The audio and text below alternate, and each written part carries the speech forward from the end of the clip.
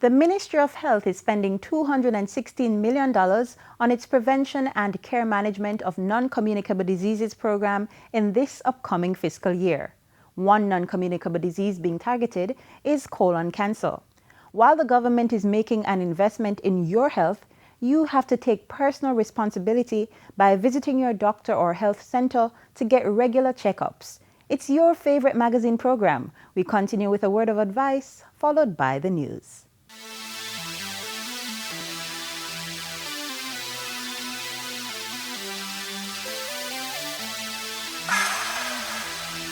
Colon cancer is cancer of the large bowel. The large bowel is that area of the bowel which contains the waste products.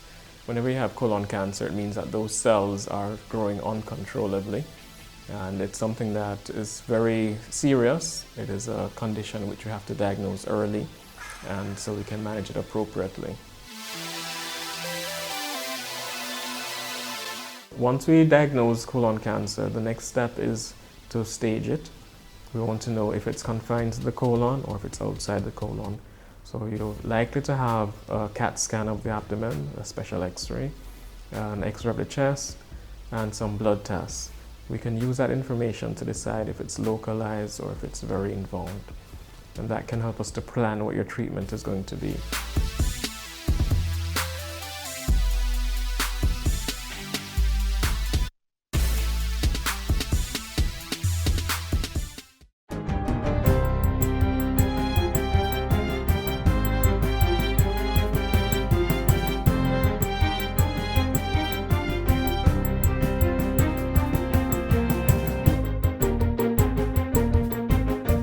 Good day, I'm Stephen McHugh, and this is your JIS News for Monday, March 18. Companies that made their assets tax payments for the current tax season will be entitled to a repayment of the amount, in keeping with government's recent policy decision to abolish assets tax for non-financial institutions. The assurance comes from Tax Administration Jamaica, and it follows Finance Minister Nigel Clarke's recent announcement during the budget debate. As a result, TAJ says non-financial institutions will no longer be required to make an assets tax declaration using the AT01 form, pending the necessary legislative change. TAJ says refunds will be made to entities that have already paid once it is determined that there are no arrears for previous years. Persons may also write to Tax Administration Jamaica to request that the amounts be used to offset other tax liabilities. Financial institutions such as banks and insurance companies are, however, advised that they are still required to file their assets tax declarations AT02, as the change does not affect their obligation. That declaration must be done online via the TAJ tax portal at jamaicatax.gov.jm and was due on or before March 15. Industry, Commerce, Agriculture and Fisheries State Minister Floyd Green has directed the Cannabis Licensing Authority, CLA, to fast-track the cannabis licensing approval process. He gave the directive during a recent meeting with the heads of the CLA. Minister Green expressed concerns about the length of time between application and decision and tasked the agency to explore ways to reduce that time. He acknowledged that a significant portion of the delay was a result of the due diligence requirements and gave a commitment to engage the CLA's external partners to see if a reasonable time frame could be agreed upon. The CLA is one of the agencies that falls under the Industry and Commerce portfolio to which Minister Green was recently assigned responsibility. The State Minister says incorporating traditional growers in the legal cannabis industry is one of his critical priorities, and he has therefore directed the CLA to accelerate the Alternative Development Pilot Program. The program, which is set to be launched at the end of April, will target the communities of Accompong and Orange Hill. In the meantime, Minister Green has asked the CLA to embark on a more expansive education program about the application and licensing process for legal operation in the cannabis industry. All early childhood practitioners in government-run or supported institutions will receive a 15% increase in their monthly salaries effective April 1 this year. A statement from the Education Ministry indicates that this is in keeping with its mandate of providing support for early stimulation, as well as supporting the direction of the Early Childhood Commission, ECC. The salary increase will benefit early childhood practitioners in about 3,600 institutions and is part of $550 million allocated to support the new Brain Builders program in the 2019-2020 financial year. In addition, the ministry has budgeted $42 million to cover the cost for 12,000 early childhood teachers and practitioners in public educational institutions to obtain food handlers permits and annual police records. This is part of the government's efforts to build a professional cadre of early childhood teachers with the required occupational health and safety standards. The Airports Authority of Jamaica will be giving scholarships to 2 young persons from the Boscobel and Oracabessa areas to pursue studies in becoming private pilots. The decision will support the impact of ongoing expansion works at the Ian Fleming International Airport. And I've challenged the Airport Authority and I've said to them, you must offer a scholarship, 2 scholarships, to the people in the communities around each airport in Jamaica. Because there are many children in Boscobel that will stand at the wire fence and look over here, see the plane, well want to go on a plane, well want to fly a plane, but they don't have the opportunity. And we must give them that opportunity.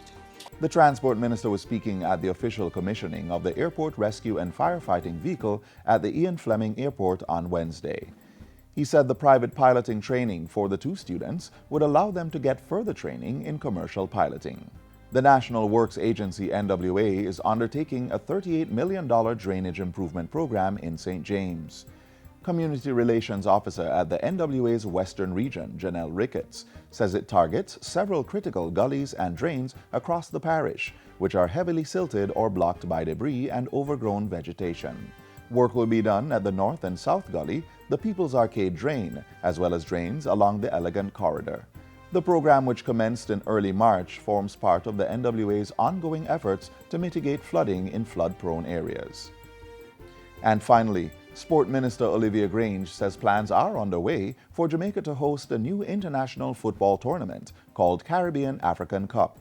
She says this is part of government's drive to strengthen the relationship with Jamaica and the African community. We want to move quickly to focus on pulling that together, setting the date so that we can have a full disclosure as to what is planned and to launch.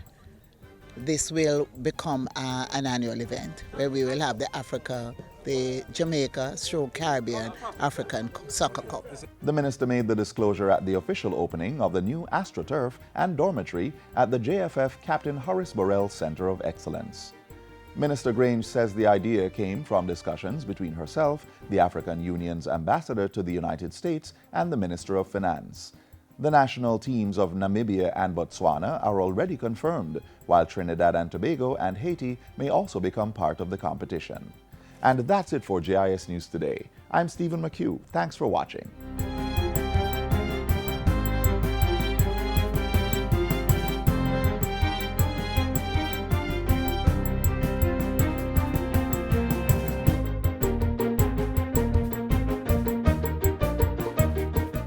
Life is all about making decisions, choosing from a number of options to do a particular thing, which may result in a specific outcome.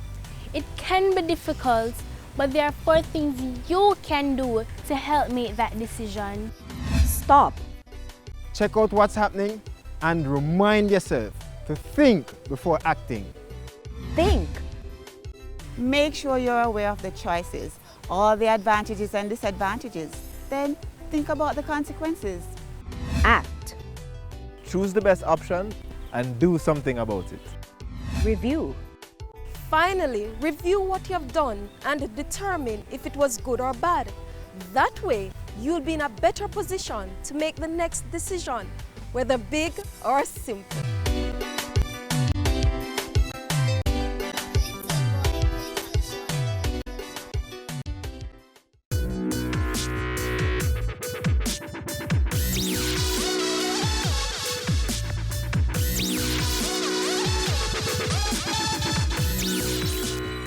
Pedestrians, it is only safe to cross this designated part of the road if you follow the road rules. Never attempt to cross before the indication is given. and do not try to beat the oncoming traffic, which has the green light. You have overhead bridges, and overhead bridges are safe areas that are provided for pedestrians to cross. What we are seeing are pedestrians dashing across dual carriageways and then leaping over concrete medians. That is a no-no. We have had persons who have lost their lives doing that. And I am now appealing to pedestrians to do the right thing and access the overhead bridges that are provided in order to save your own life. Where there is no overhead bridge or crossing sign, use the pedestrian crossing with caution. Monitor the lights and cross when it's safe to do so. That is a dangerous practice and a 99.9% chance of this happening. The amount of kinetic energy that comes on your body, that is going to determine whether or not you survive. There are several signs. Road signs are the language of the road. You have informational signs, directional signs, warning signs, and you have enforcement signs. Enforcement signs are erected upright or those that are drawn on the road surface. For example, you have stop sign, one-way sign, and it points in the direction where the one-way is. No U-turn, no parking, no right turn, no entry, a number of signs. If there is no sign that are erected upright, you will see yellow markings painted on curb walls. That constitute no parking, and you should not park in those areas. You park where white painting is drawn on those curb walls. Those are areas where parking is permitted. You have continuous white lines that are drawn on road surface. No motorist should drive to the right of a continuous white line. There are some other signs, especially like along Knutsford Boulevard, where the dual carriageway is, but there is any elevated median. You see something looking like a zebra crossing. Those crossing depicts a median, but a median that is not elevated. If you disobey a stop sign, it carries a fine of $4,000 or 6 demerit points. If you disobey the traffic light, the red light, that too carries $4,000 a fine or 6 demerit points.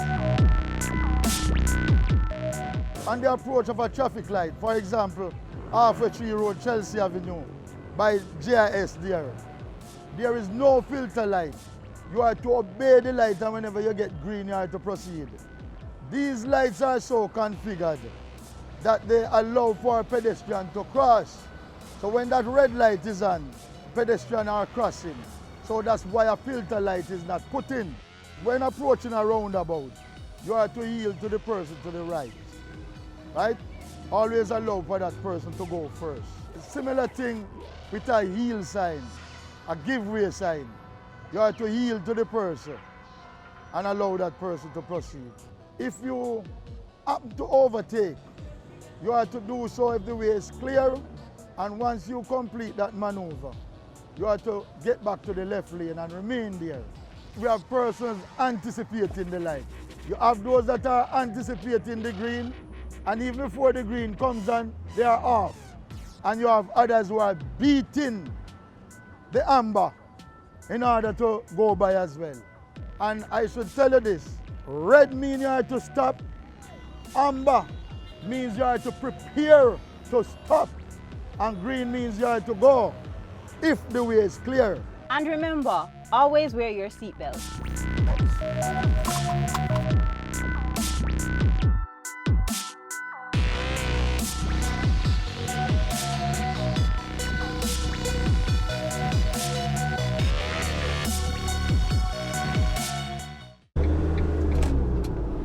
On our roads, remember, take time, be courteous, drive good, walk good. Don't drink alcohol and drive. Don't drive tired or sleepy. Don't tailgate and don't overtake unless it is safe to do so. And always drive at a speed which will allow you time to stop quickly and safely. Let's keep it safe on our roads. We want a productive Jamaica. We all are productive Jamaicans. Productivity to move forward on this land. Productivity, that's the way to go, we should understand. Productivity is the way to go for all us Jamaicans. Small business, big business, old and young, we are tell every woman and man.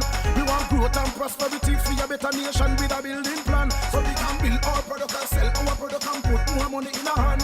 Our economy can rise to a level and build a better nation. Productivity to move forward on this land. Productivity, that's the way to go, we should understand. Productivity to move forward on this land. Productivity, that's the way to go, we should understand. Productivity. Productivity, pathway to prosperity. A message brought to you by the Jamaica Productivity Center, a department of the Ministry of Labor and Social Security. $8.03 billion has been set aside in the 2019-2020 budget to execute the Jamaica Social Protection Strategy Program. This program aims to support consumption, protect and promote the human capital accumulation of the Program of Advancement through Health and Education PATH beneficiaries. Here's an example.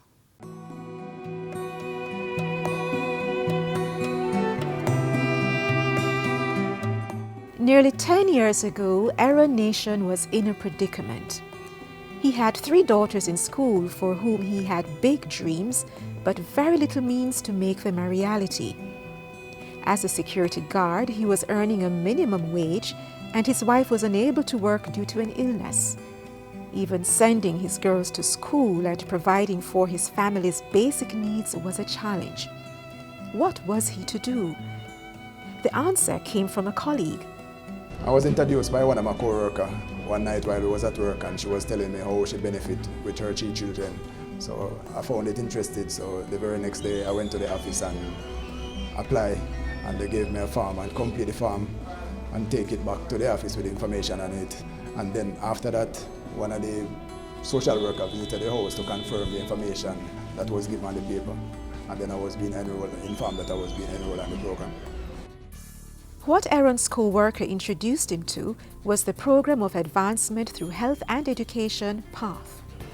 It's a cash transfer program funded by the Government of Jamaica and the World Bank. Since 2002, PATH has been offering assistance to thousands of parents like Aaron. It helped my children them throughout school, especially the lunch program was good for me, because all I need to give them was $300 each day to pay their fare and $100 to buy a drinks because they get a meal every day. With the monthly stipend PATH offered, plus the meals provided under the school feeding program, Aaron was empowered to ensure his girls never missed a day of school. He was finally able to put them on track for the bright future he dreamed of. Compliance in attending school is a requirement of the PATH program. So if you do not attend school every day, the benefits are cut. You can lose them if the children are not attending school. So I believe that that is one positive contribution that it has made, where besides giving the assistance, that it has said that there must be compliance in school attendance. Aaron's eldest daughter, Nicole, is grateful for PATH's support. She credits it with putting her well on the path to fulfilling her dreams of being a medical doctor. She's now an intern at the Spanish Town Hospital. I began the PATH program when I was at Montego Bay Community College. I was just starting college, and so my father received the monthly stipend to assist our household. The PATH program became a more fundamental part of my educational journey when during my last year of medical school, I received a grant of $100,000 to help finance my tuition. Nicole's sister Marielle, who is now a trained teacher, also got help from PATH towards her tertiary education. As soon as she was 18 years old, I went back to the office, complete the forms. They gave me a grant of $50,000, so I used it to help pay the school fee at Sam Sharp Teachers College. And then in the final year, I saw one day in the newspaper when it came out that final year student would be granted $100,000. So I have 2 children who was on their final year. Now, only one of the nation's sisters remains on the program at the secondary level. Just like the nation's sisters, PATH has enabled many students to shine from the primary to tertiary levels. PATH students have excelled. There's a youth ambassador program in the PATH program, and 16 persons were awarded at a function we had recently, the Mona Visitors Lodge. And in those 16 youth ambassadors, I mean, that's such a positive story. There was one medical doctor, there was an attorney, linguists, teachers, persons who have truly excelled and who can speak of the benefits of the PATH program. Nicole was one of those bestowed the prestigious title of Youth Ambassador. Being a youth ambassador, it is a privilege, it is an honor. I view it as a critical role, especially in helping to move Jamaica forward. We are an inspiration, we are motivation, we're there to drive students and say, hey, you can achieve not just a high school education, but also a tertiary education. We will be going to visit schools, we'll be on the devotionals, we'll be encouraging students. Take the money, take the lunches, take whatever PATH provides for you and make it your own. Do your best in school, get an education, and the sky is the limit. In addition to providing a monthly stipend, feeding young beneficiaries and providing school grants, PATH provides several other benefits for students and their parents. We have the Steps to Work program, which is a program that allows the parents of the children to become gainfully engaged, whether in shops, setting up shops, rearing pigs, rearing chickens, so that they in time can come off. It's the graduation strategy to get people off of PATH, because of course you don't want people to remain on PATH for the rest of their lives. Students also receive money for transportation to school, and those at the secondary level are able to sit 5 CSEC subjects free of cost, enabling them to meet the minimum qualifications for acceptance to university. And there are plans on the horizon for the monthly family stipend. We have been looking at, and it's going to come through, increasing the benefits that we pay. I would encourage any parents to try and don't let it go by, because it's a good program and it can really assist you through education. So if you're really serious about education, please stick to the thing, because it can work, because it works well for me. Not just well, but very, very well. In addition to students, PATH beneficiaries include persons 60 years and over who don't receive a pension, persons with disabilities, pregnant and lactating women, and poor adults 18 to 59 years of age. If you need more information on the PATH program, contact the Ministry of Labour and Social Security at 922-9500-14 or visit their website mlss.gov.jm.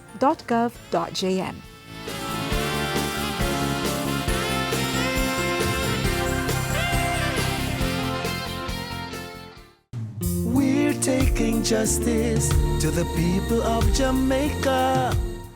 I am Delroy Chuck, Minister of Justice. The plea bargain legislation has been passed. Many persons charged with serious crimes are spending several years behind bars. It did not have to happen. Accept responsibility for your wrongdoing. Get a lighter sentence. Watch your children grow. Please, don't gamble with your future. A message from the Ministry of Justice. Public safety is a major commitment for government in the upcoming 2019-2020 fiscal year. $1.8 billion has been set aside to buy patrol and other security vehicles for the Jamaica Constabulary Force. Some 1,000 motor vehicles will be purchased to patrol the nation's streets. See it in action next.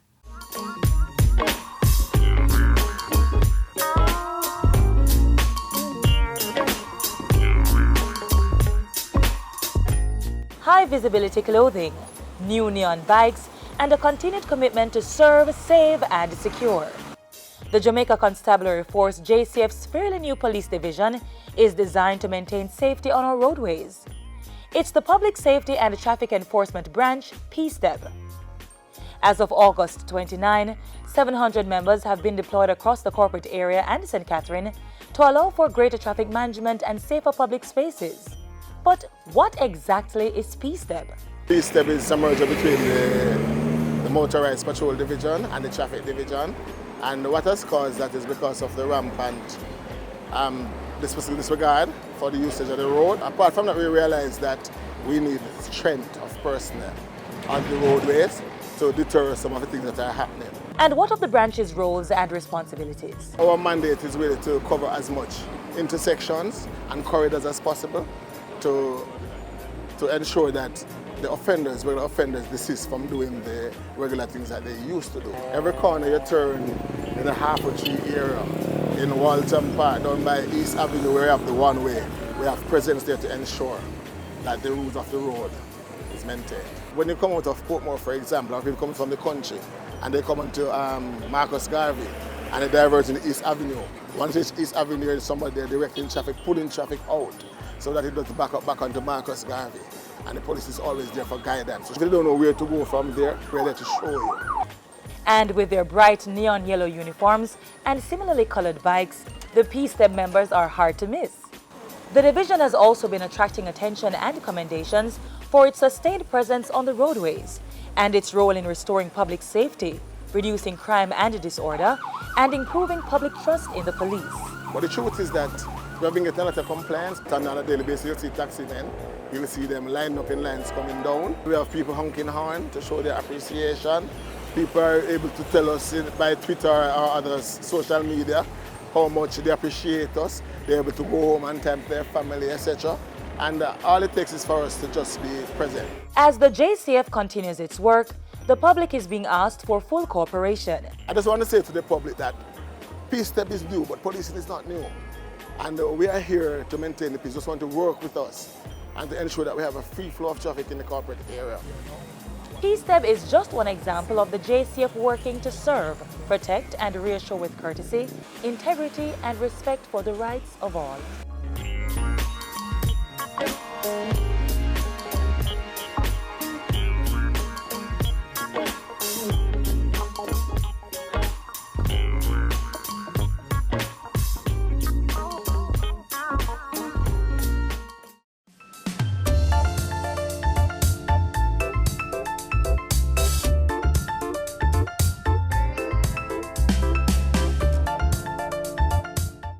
And that's our show. Be sure to join us tomorrow for another exciting program right here on this station. For persons on the go, catch up with us online. There's gis.gov.jm or pages on Facebook, Twitter, Instagram, and YouTube. You may also download our mobile app for up-to-date information on government policies and programs that impact life in Jamaica land we love. On behalf of the entire team here at EJIS, I'm Sandra Clark. Thanks for watching.